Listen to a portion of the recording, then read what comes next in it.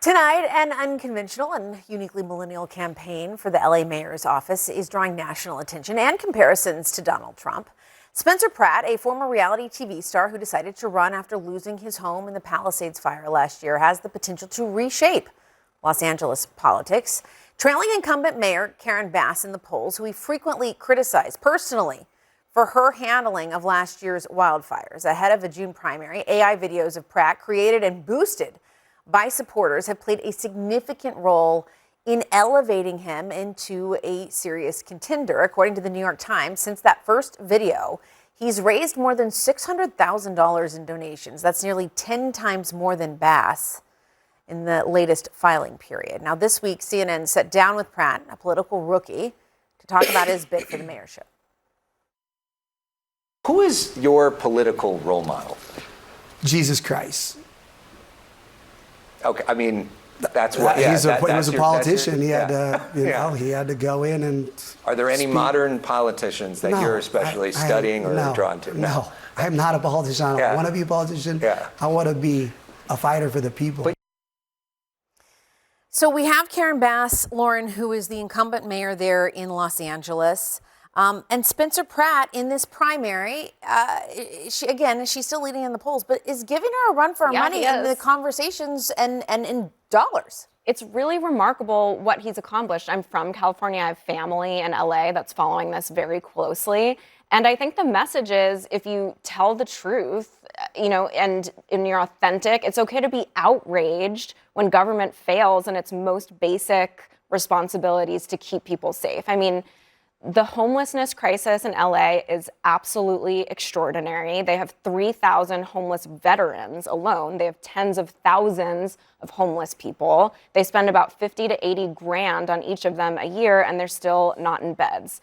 There's animal abuse happening in plain view on the streets every night. It's just so scary what is happening there. And so he doesn't even, he says, I don't know any Republicans. All my friends are Democrats. Wow. These are common sense issues. I just want to enforce the laws that Democrats wrote.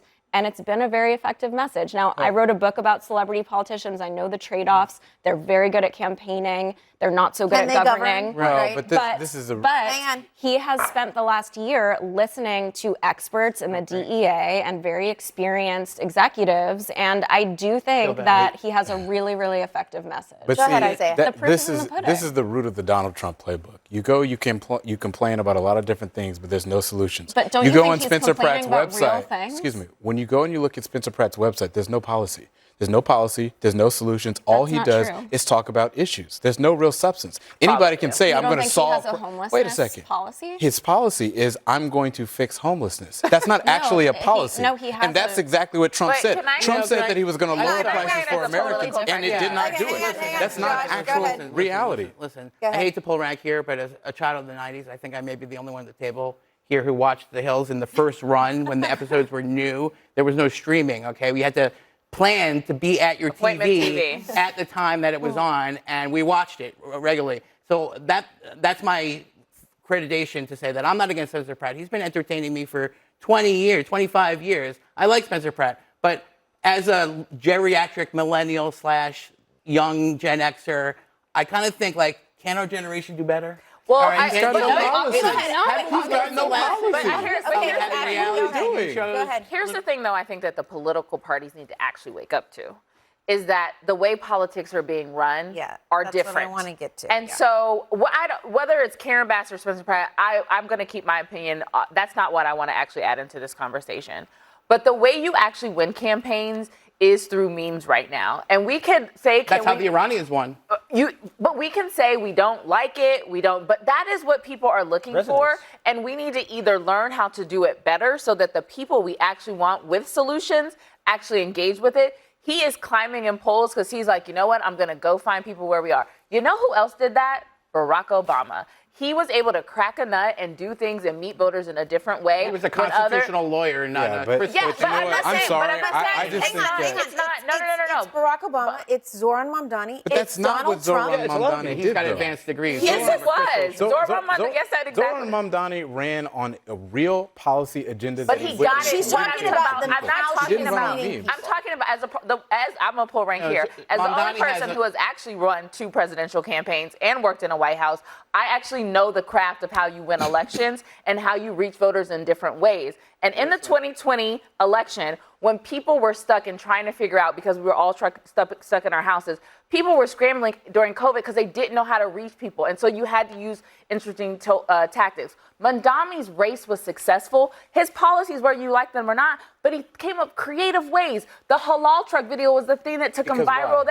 He communicated policy. But it's how. But it's how he communicated. Okay. Because there are people with good policies that are not getting it out. There's a reason why he's resonating, because there is a message he's communicating that's being communicated in the right Properly. way. He's not. So listen to this. To date, this is from the New York Times. Mr. Pratt has not bought a single minute of airtime, according to the media tracking firm Ad Impact, while his opponents have spent close to $2 million on traditional television and radio commercials.